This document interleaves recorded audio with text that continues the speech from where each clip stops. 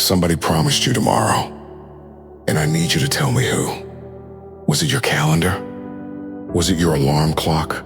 The one you'll snooze in 8 hours like you always do? Was it your doctor? Your mother? Your own reflection in the mirror this morning? The one that looked so sure of itself, so calm, so certain there was time to fix things later? Because I've looked everywhere, and I cannot find the contract. I cannot find the signature. Nobody ever promised you a tomorrow. And yet you live like it's already been delivered to your doorstep, wrapped and guaranteed, sitting there waiting for you to get around to it. Think about this for 1 second before you scroll past it, before your mind drifts off to the next distraction lined up and waiting. Right now, somewhere in this world, a person opened their eyes this morning convinced today was just another ordinary Tuesday. Convinced they had weeks, months, maybe decades left to become who they always said they'd become. They drank coffee. They complained about traffic. They told themselves, I'll start on Monday. And by tonight, their name will be a memory. Their voices will exist only in old voicemails. Nobody has the courage to delete it. Their unfinished dreams will sit in a drawer somewhere, half-written, half-lived, forever paused on later. That is not a scary tactic. That is not manipulation dressed up as motivation. That is simply what is true, whether you're ready to hear it or not. And I think, somewhere underneath the noise of your everyday life, you already know it. You felt it. That flicker of unease at 2 a.m. when you can't sleep and your mind starts running the numbers. How many years have actually passed? How many are realistically left? And how much of what you were going to do is still sitting in that same drawer, untouched, gathering dust, gathering excuses? Tell ourselves such convincing lies. I'll get to it tomorrow. Who promised you that? I'll start next month, once things settle down. Who promised you that? When I have more money, when the kids are older, when I retire, when it's the right time. Who? Tell me. Who signed off on that timeline? Life doesn't operate on our comfortable schedule. Life doesn't wait politely in the lobby while we finish getting ready. Life changes in the space between one heartbeat and the next. One day you wake up feeling like the entire world is finally bending in your favor. And the next day, without warning, without asking permission, the world flips upside down and lands directly on your chest. There is a rhythm of existence older than any of us, older than every empire that ever crumbled into dust. A time to build and a time to tear down. A time to hold on and a time to release.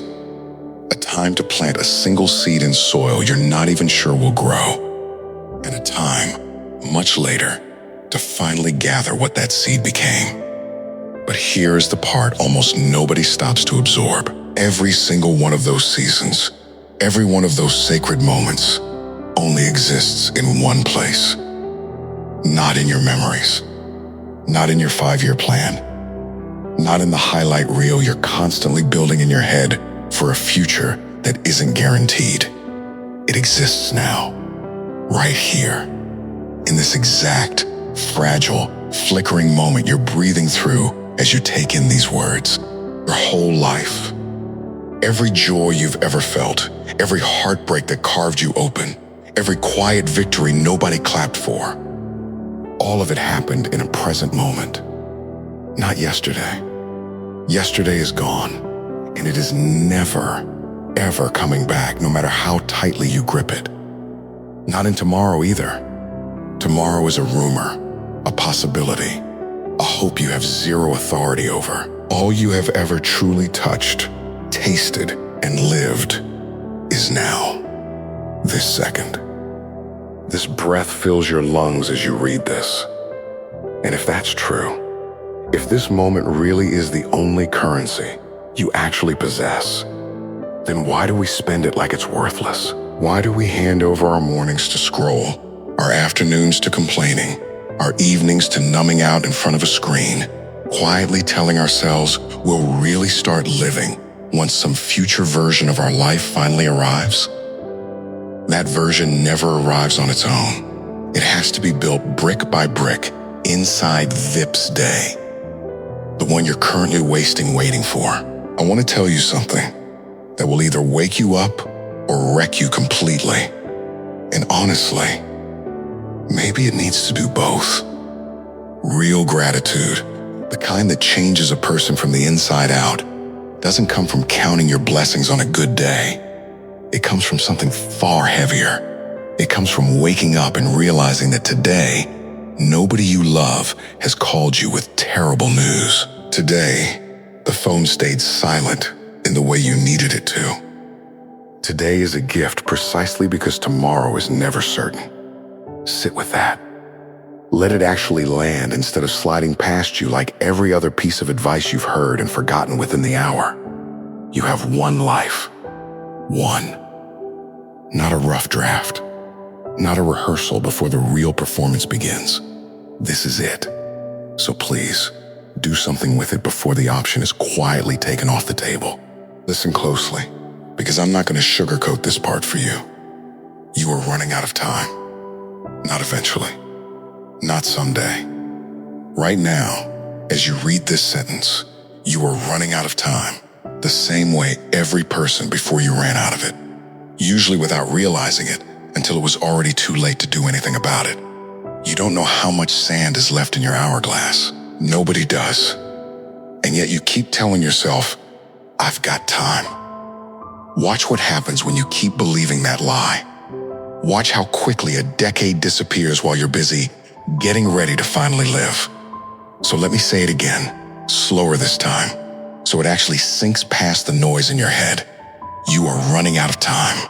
There's a story I think about often, about a man and his wife, young and broke and wildly in love, living in a cramped apartment in a loud, unforgiving city, with absolutely nothing to their name but each other.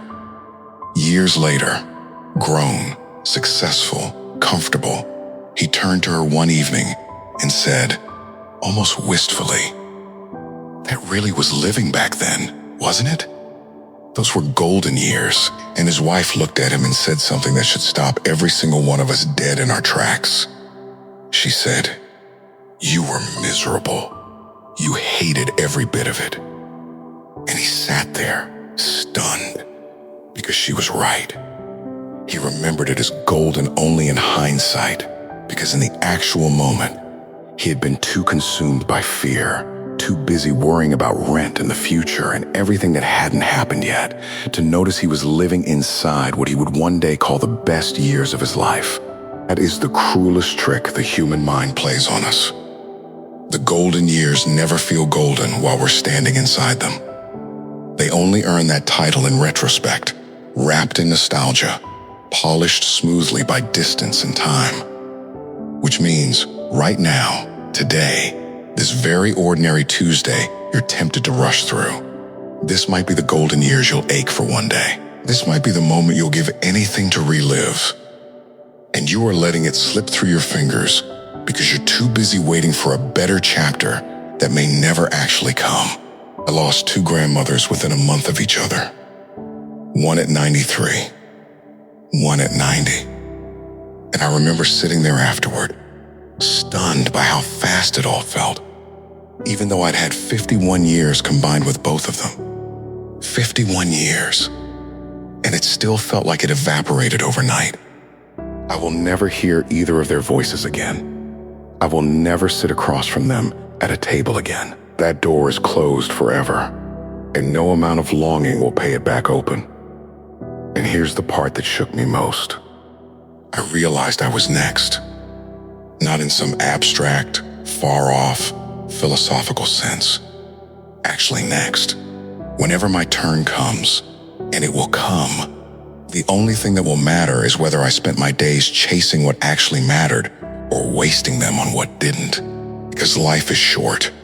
Genuinely, mathematically, undeniably short. when you measure it against eternity. I no longer have the luxury of obsessing over what isn't working, what didn't happen, what someone else has that I don't. I have to focus entirely on what it is, what is real right now in front of me. And then, this is the part people skip. I have to actually get up and go do something about it. Don't think about it. Not planning it out for the 40th time. Do it. Because life isn't measured in how many years you manage to survive.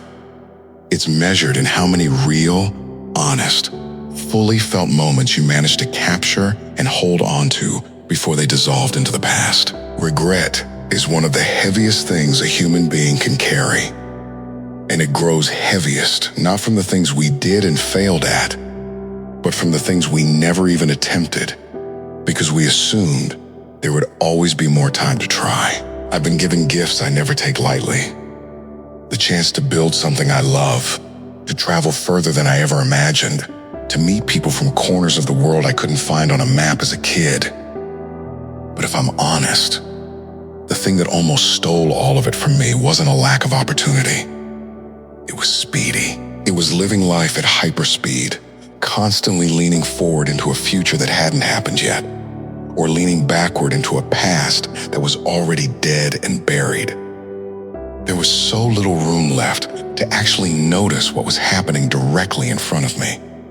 So little room to bottle the good, ordinary, unremarkable moments while they were still mine to bottle. These, right now, are golden years.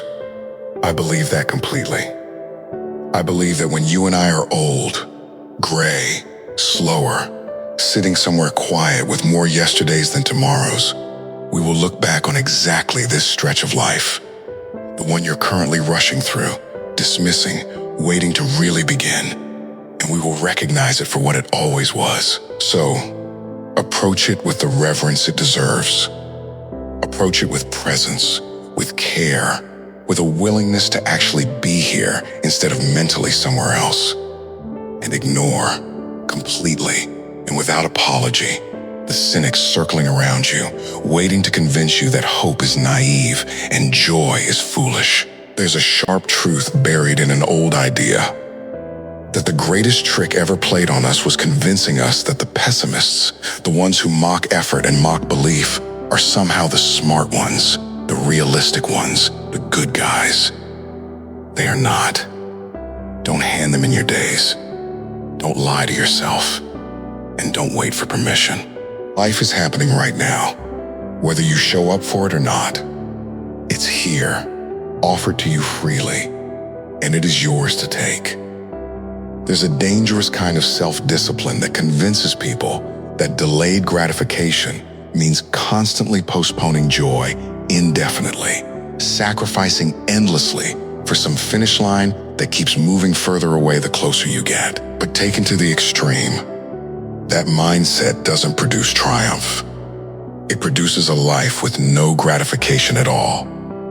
That trade-off, sacrifice now, live later, might work beautifully in small, contained doses. But stretched across an entire lifetime, it becomes a slow, quiet tragedy. Because personal growth was never supposed to be a waiting room. Life was never supposed to happen later, once I've earned it. It's happening now. It has been happening this whole time, while you were busy preparing a version of living that keeps getting pushed back another year, another excuse, another when I'm ready. If you ever want a brutal, beautiful reality check, go spend an hour in a nursing home. Sit with someone who has lived nearly every possible version of a full life and listen to them talk about regret. Not the small stuff. Not, I wish I'd bought that house. The deep stuff. The unspoken love letters. The apologies never made. The trips never taken because someday kept getting postponed until someday quietly ran out. Their words will cut straight through every excuse you've been hiding behind, because they are speaking from a place where time has actually run out, where later is no longer an option on the table. And I promise you, You will walk out of that room and go home and finally start the thing you've been circling for 10 years. You'll pick up the phone. You'll start the project. You'll say the thing you've swallowed 100 times. All because someone who ran out of time reminded you urgently that you haven't. Not yet, but you will. The single greatest lie you have believed, possibly for your entire life, is the quiet, comfortable assumption that you have time, that there's a tomorrow guaranteed and waiting, that you can afford to drag your feet, to crawl slowly toward the things you actually want. But here's the truth nobody tells you clearly enough. Some dreams cannot be crawled toward. Some dreams cannot even be walked toward at a leisurely, cautious pace. Some dreams demand that you run. Run like there's no tomorrow, because the honest answer is, there might not be. Run like you already know, deep in your bones, that you deserve what's on the other side of that finish line. Run like nobody else on this entire planet can claim what belongs specifically to you, because they can't. Nobody else can live your life for you. Nobody else can chase your dream while you sit comfortably on the sidelines waiting for a safer moment. So many people are obsessed with the idea of living longer, of squeezing out extra years, extra decades, as if quantity alone is the goal. And listen, there's nothing wrong with wanting more time on this earth. But somewhere along the way, we stopped asking a more important question. Not how do I live longer, but how do I live better? Because a long life spent numb, spent going through the motions, spent chasing things that never actually satisfy you, isn't really a triumph. It's just a longer version of the same quiet tragedy. Real success was never only about the numbers, the money, the followers, the years racked up on the calendar. Real success is about profit.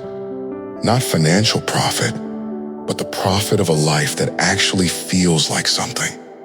You can accumulate every material marker of success and still lie awake at night hollow, disconnected, unable to sleep, unable to sit still with yourself. That's not a success. That's just an achievement without meaning attached to it. They say time is the thing we claim to want most, and yet the thing we waste is the worst. So, I need somebody reading this right now to feel a jolt of urgency to return to their chest. Somebody needs to step back into a posture of action instead of hesitation. Somebody needs to remember in their bones that tomorrow has never been promised to a single person who ever lived. Not the wealthiest, not the healthiest, not the most careful planner among us. Just because someone else made it to 70 doesn't mean you're guaranteed the same. So, every single day you're given, give it everything you actually have. Love like there's no tomorrow, because there might not be. And the people you love deserve to feel the full weight of that love today, not in some polished, perfected future version of you that keeps getting postponed.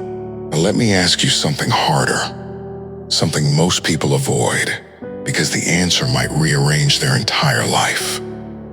Whose timeline are you actually living inside? Because there is a quiet, invisible algorithm running underneath modern existence. And I don't just mean the one on your phone deciding which video plays next. I mean the algorithm of expectation, the one installed in you by school, by family, by culture, by every comparison you've ever silently made against someone else's highlight reel. It rewards compliance. It rewards staying in your lane, following the script somebody else wrote. Checking the boxes everyone agreed was the right boxes to check. It does not reward fulfillment. It does not matter whether your soul feels alive. It only cares whether you kept performing the pattern. The danger of that algorithm, the danger of any algorithm, whether it's steering your career or your relationships or the version of yourself you show the world, is that it convinces you the road you're walking is the only road available. It rewards repetition dressed up as stability. It rewards staying small, staying predictable, staying comfortable. And it whispers to you that this is simply how life works, that everyone feels a little numb, that everyone quietly compromises, that this is just what being an adult means. That is a lie engineered to keep you compliant, not fulfilled. And if you don't consciously step back, if you don't force yourself to see the pattern for what it actually is, you will spend decades mistaking the well-worn path for the only path.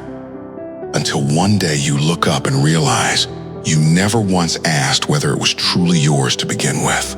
What actually breaks the pattern? It's rarely some dramatic, cinematic reinvention. It's smaller than that, and far more honest. It starts with disconnecting from the noise long enough to reconnect with the person underneath it. The version of you that existed before the algorithm got its hands on your ambitions. It means occasionally doing the thing that won't perform well by anyone else's metrics, simply because it feels true. It means choosing, every now and then, to lose by the world's scoreboard in order to win on your own. Because the moment you stop asking, how do I get more approval, more views, more validation, and start asking, what do I actually want to say? What kind of impact do I actually want to leave behind? What makes me feel alive when nobody's watching? That is the moment everything shifts. That is the exact hinge point where a performed life turns into a loved one. These are not small questions to skip past on your way to something more comfortable. These are the questions that decide, ultimately, whether you arrive at the end of your life having built something that was authentically yours, or having built an impressive replica of what everyone else told you success was supposed to look like. And I promise you, the most meaningful things you will ever experience, the creativity, the love, the joy, the sense of purpose that makes getting out of bed feel worth it, none of that ever fits neatly into somebody else's formula. It would be so much simpler if it did. It would save us all a great deal of anxiety. But that has never been how any of this actually works. And pretending otherwise only delays the reckoning. So, if you feel trapped right now, if you feel like you're playing a game that was never designed to feed your soul, only to keep you occupied, take a breath. An actual breath, not a metaphorical one. Slow down long enough to really look at the life laid out in front of you and ask, honestly, without flinching, is this truly mine? Did I choose this? Or did I simply inherit it from expectation, from fear, from the quiet pressure of not wanting to disappoint anyone? Because here is the sentence I need you to remember longer than anything else in this speech. You don't owe the algorithm anything. You don't owe the comparison, the scoreboard, the borrowed definition of success a single more day of your life. But you do owe yourself everything. Every ounce of honesty, every uncomfortable question, every chance to actually live rather than simply perform a living. There will be seasons, and I want to be honest with you about this, because false promises help no one.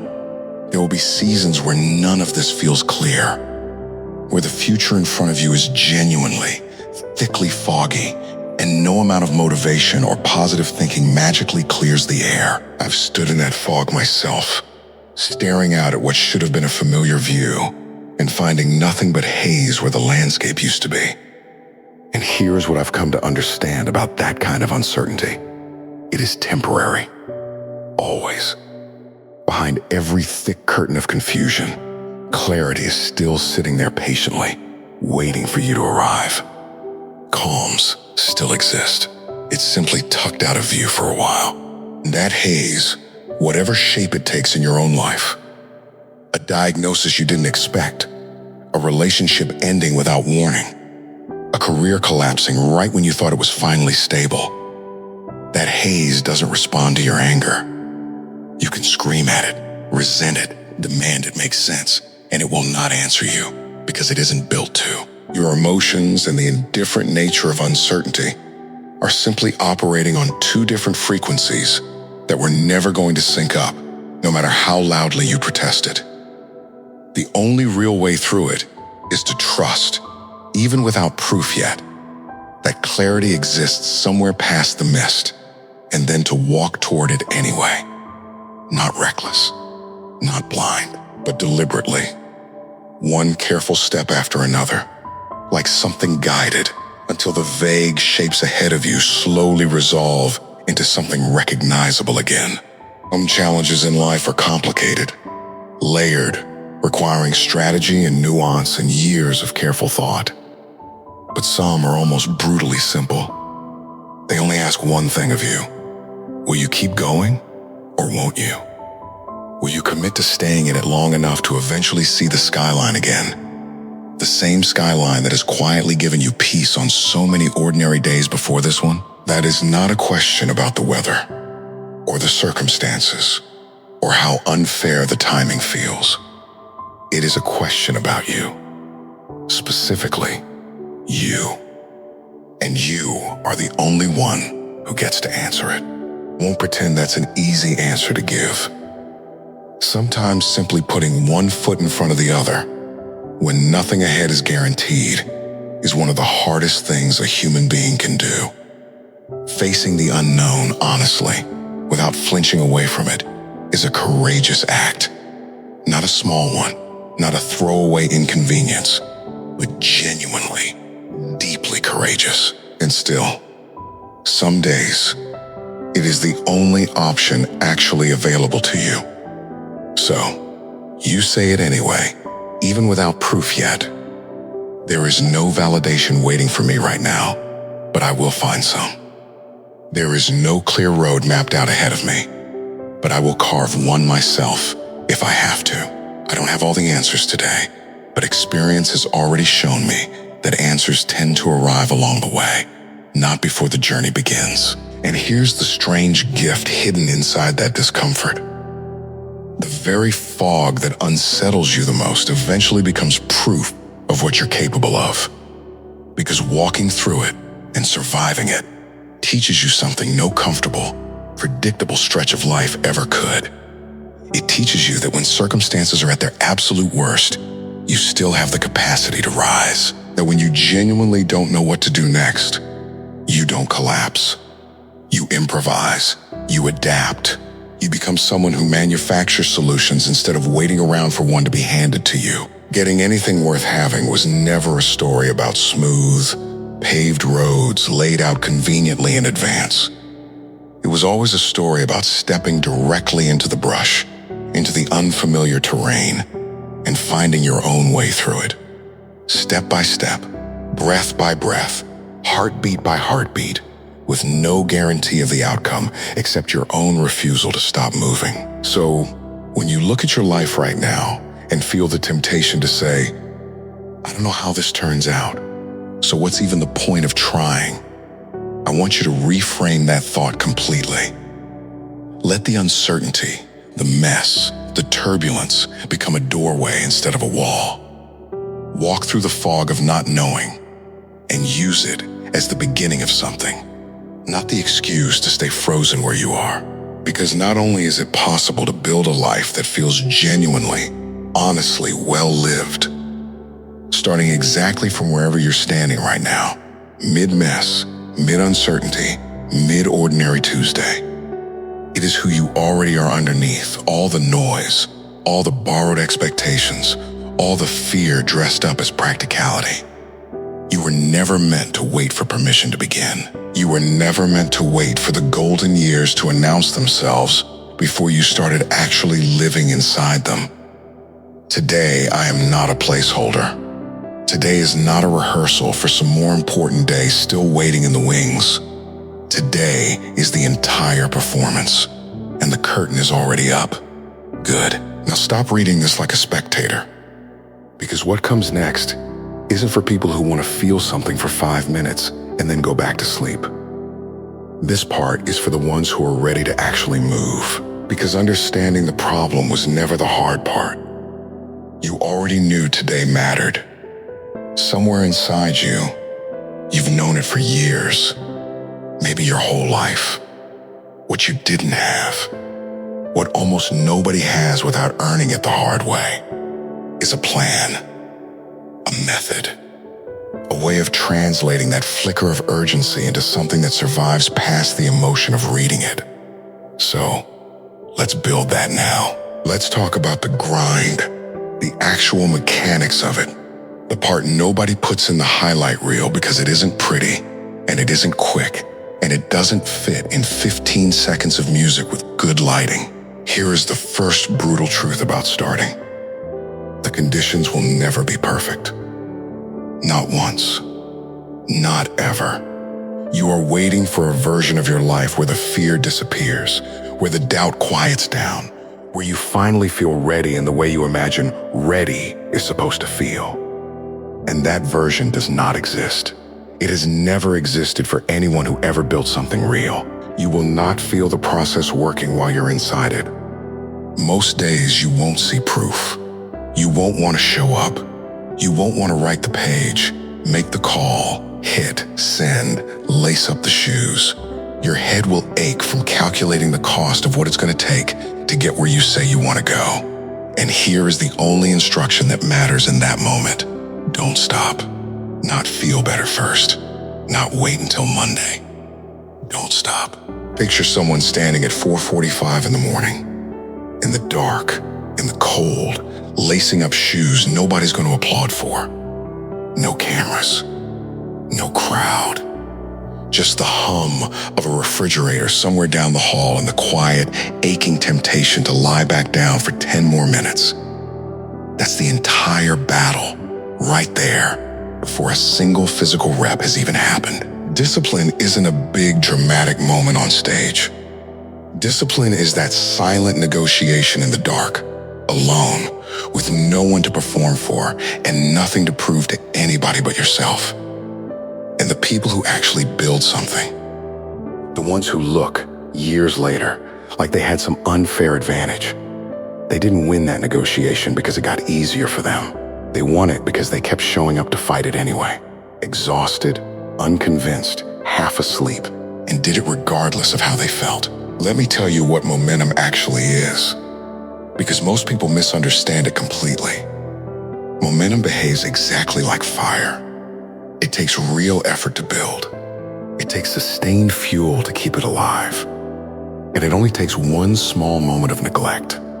One skipped morning, one snoozed alarm, one just this once, to snuff it out entirely. You feel invincible when it's burning. You feel unstoppable, dialed in, sharp, like every piece of your life is finally clicking into place at the same time. And then something small happens. You get sick for 3 days. Life throws a minor disruption your way. Nothing catastrophic. And suddenly the fire's gone cold. The frightening part isn't interrupting itself. It's what happens after. Because an active decision to rest can quietly, silently morph into a passive decision to retreat, and you won't even notice the exact moment it happened. The gym you used to run toward now looks heavier than it should have. The ideas you used to chase now feel like they can wait one more day. And one more day becomes a week. A week becomes a pattern. A pattern becomes an identity you didn't consciously choose. This is the part where your own mind becomes the opponent. And I need you to understand this clearly, because it will save you more pain than almost anything else in this speech. Your mind was never built to fight for your potential. It was built to fight for your comfort. Those are not the same mission, and they are frequently in direct opposition to one another. Your biology doesn't care about your dreams. It cares about keeping you safe, fed, and unthreatened. It has zero interest in you maxing out your capacity, because from a purely survival-based perspective, reaching for more is risk, and risk is exactly what your ancient wiring is engineered to avoid. Even the people who love you most, the ones with the purest intentions, often unconsciously pull you towards safety instead of greatness, because your safety feels good to them, feels responsible, feels like love. But safety and excellence are not the same destination. One of them is comfortable. The other one demands something from you every single day. and only one of them will ever make you proud of the life you actually lived. So, when that quiet voice shows up, the one asked, "What's even the point? What if I don't have it in me? What if I was never really that person to begin with?" Recognize it immediately for what it is. It is not truth. It is not prophecy. It is simply your mind doing exactly what it was designed to do, protecting you from the discomfort of growth by convincing you the growth isn't worth pursuing. You don't have to obey that voice. You just have to recognize it, name it, and keep moving anyway. Because the moment you keep moving despite it, you've already won the only fight that actually mattered that day. Here's the second piece of the strategy, and it's uncomfortable, so brace yourself. Stop measuring what's possible for you based on your current circumstances. Your resources right now are not a life sentence. Your setbacks are not a verdict. The chapter you're currently living, broke, tired, behind schedule, embarrassed by how far you feel from where you thought you'd be by now. That chapter is not you. It's just where the story currently sits. It doesn't determine what the next chapter is allowed to look like unless you let it. Every person who has ever rebuilt something out of ruins started exactly there, in the wreckage, with nothing but a decision. It doesn't matter how many times you failed, how much money you've lost, how many flops sit behind you like debris. None of that is lost if you actually extract something from it. Every failure, examined honestly, instead of avoided in shame, becomes an investment. Data, proof, calibration for what to try differently next time. The only true loss is the failure you refuse to learn anything from, the one you bury instead of studying. And here's what almost nobody tells you about focus, because it sounds too simple to be taken seriously. But simple is not the same as easy. And simple is not the same as false. Whatever you consistently give your energy will begin to multiply. Not metaphorically, practically. As you focus on the thing you actually want, instead of scattering your attention across every distraction competing for it, you'll start noticing opportunities you were blind to before, simply because you weren't looking for them. People will start showing up in your life that seem to arrive from nowhere, and you'll ask yourself where they even came from, not realizing you attracted them the moment you got specific about your direction.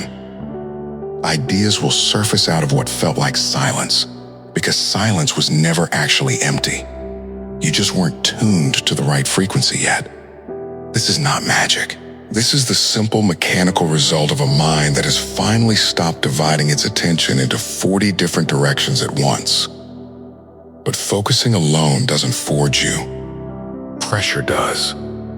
There is a kind of power inside every human being that will never reveal itself voluntarily. It only shows up when you're cornered, when retreat has been taken off the table entirely, when the only two options left are sinking or figure out how to swim. Put yourself in that position on purpose sometimes. Not recklessly, not foolishly, but deliberately remove the exits that let you quietly quit halfway through. Because when you do, something happens that comfort could never produce. You develop skills you didn't know you had access to. You discover a kind of stubborn creativity that only desperation seems capable of unlocking. All you can do is all you can do. And it turns out, almost every time, that all you can do when you're actually forced to give it is enough. Let's talk about the mirror moment, because you will have one if you haven't already. There will be a morning you catch your own reflection and realize, with a sinking kind of clarity, that you let go of the rope somewhere along the way. You were climbing. You were ascending towards something you actually wanted. And then life did what life does. Disruption, illness, a rough stretch, an excuse that felt reasonable in the moment. And the climbing stopped. Nobody plans to quit.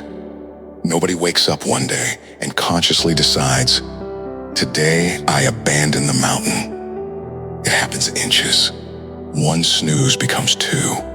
Two become routine. What used to be second nature now feels like scaling a cliff barefoot, and you can't even remember exactly when the ground got this steep again. That's you right now.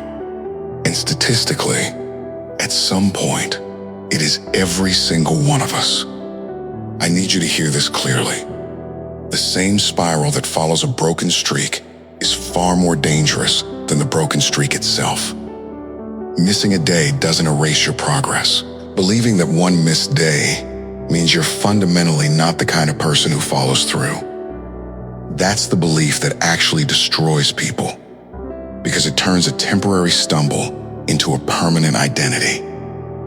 Your mind will try to build a house out of that stumble if you let it stand there long enough unchallenged. Don't let it stand there. Don't let one bad week write the entire biography. Well, here is the strategy. Stripped down to its bones. No decoration. No soft edges. First, stop waiting for perfect conditions, because they are a myth designed to keep you frozen. Second, recognize the difference between your mind's demand for comfort and your soul's demand for growth, and consciously choose growth, even when comfort is louder and closer and easier to reach for. Third, refuse to let your current circumstances write the ceiling on what's possible for you. Treat every failure as tuition already paid, not proof you should stop enrolling in the class. Fourth, get ruthlessly specific about where your focus goes, because scattered energy produces scattered results, and concentrated energy produces momentum you can actually feel building underneath you. Fifth, put yourself, deliberately and on purpose, in positions where retreating quietly is no longer an option, because that is where your actual capacity gets forged, not in the comfortable middle ground where nothing is ever truly demanded of you. None of this is glamorous. None of these photographs are well. Nobody claps for the version of you sitting alone at a kitchen table at 11 at night, exhausted, doubting everything, doing the unremarkable, repetitive work anyway because you made a promise to a version of yourself who was tired of watching potential rot on the shelf. There is no music playing during that part. There is no slow motion camera angle. There is just you and the work and the choice, made again and again and again, on the days it feels good and especially on the days it absolutely does not. To keep your hand on the rope even when your arms are shaking and nobody would blame you for letting go. Let's talk about legacy for a moment, because grinding without direction is just exhaustion, and I don't want you to be exhausted from anything. There's a difference between busy and building. Busy fills the hours. Building fills life. You can spend a decade in motion. Meetings, tasks, obligations, a calendar packed edge to edge, and still arrive at the end of it having built absolutely nothing that will outlast you. That should terrify you a little. It terrifies me, because this life you're grinding through will not last forever. And while you still have breath in your body, while you are still standing above the ground instead of beneath it, there is still work left to do that only you can do. Nobody else carries your exact combination of scars and gifts. Nobody else sees the world exactly the way your particular wiring lets you see it. If you don't do the work you can do, it simply doesn't get done. It waits in a drawer forever, unclaimed. But don't put yourself in a position where you leave this world and leave nothing behind. Not fame. I'm not talking about fame. I'm talking about the impact small enough to be invisible to strangers and massive enough to change the trajectory of the people closest to you. The kid who watched you refuse to quit. The friend who called you at their lowest point because they knew, somehow, that you'd pick up. The version of yourself, 20 years from now, who inherits either the discipline you built today or the excuses you protected instead. Legacy isn't a monument. It's a pattern you repeat often enough that it becomes inevitable. There will be a specific kind of pain that shows up in this process, and I want to name it honestly instead of dressing it up, Because pretending the road is painless is how people get blindsided and quit the moment reality doesn't match the fantasy they were sold. Somewhere in this grind, you will hit an obstacle that feels disproportionate to your strength. A setback that knocks the wind clean out of you.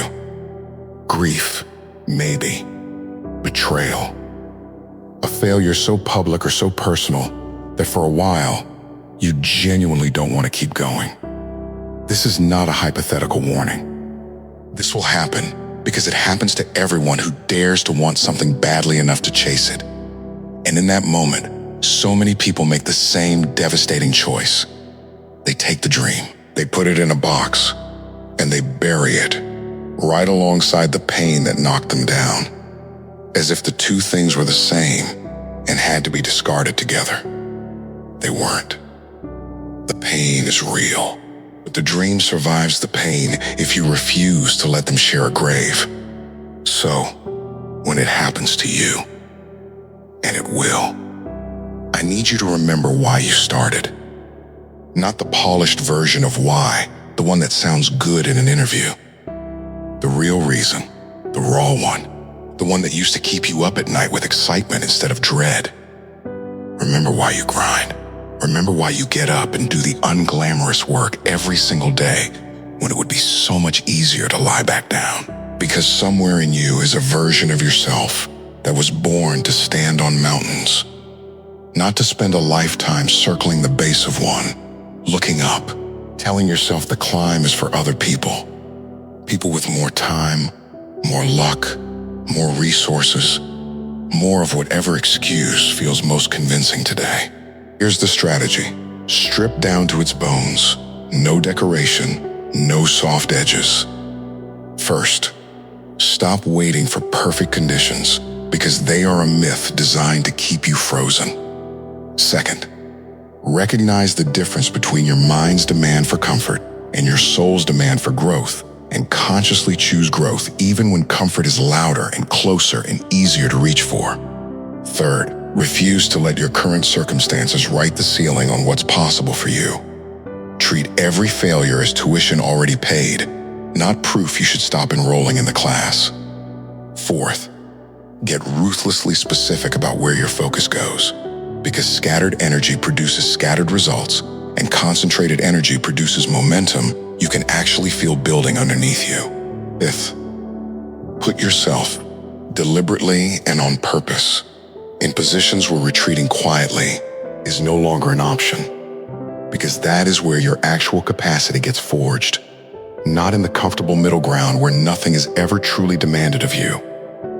Sixth, remember that the work you're doing at 11 at night, unseen and unapplauded, is not wasted just because no one's watching. It's compounding, silently, into a version of you that eventually becomes impossible to ignore. I want you to picture the exact scene, because vague motivation evaporates and specific images stick. Picture your hands, cracked and tired, still reaching for the next rung anyway. Picture the sweat on your collar at the end of a day that gave you nothing back except the knowledge that you didn't quit. Picture the version of you that keeps a promise to a goal, even when the goal hasn't yet given you a single piece of proof that it's real. That is the picture worth building your identity around. Not the finish line, which you can't see yet, but the discipline of the middle, which you can control completely, every single day, regardless of outcome. Because here's the thing, nobody tells you about the grind until you're already deep inside it. It doesn't ask you to feel motivated. It only asks you to show up. Motivation is a spark, brief, unreliable, gone by Wednesday. Discipline is the structure you build, so the fire keeps burning long after the spark that started, it has faded completely. You will not feel like training some mornings. You will not feel like writing, calling, building, or showing up. I feel it anyway. Do it anyway. The people who actually arrive somewhere worth arriving are not the ones who feel like it every day. They're the ones who stopped waiting to feel like it before they started moving. And this is the part where I need to ask you something directly. Because everything up to this point has just been prepared for the actual question underneath all of it.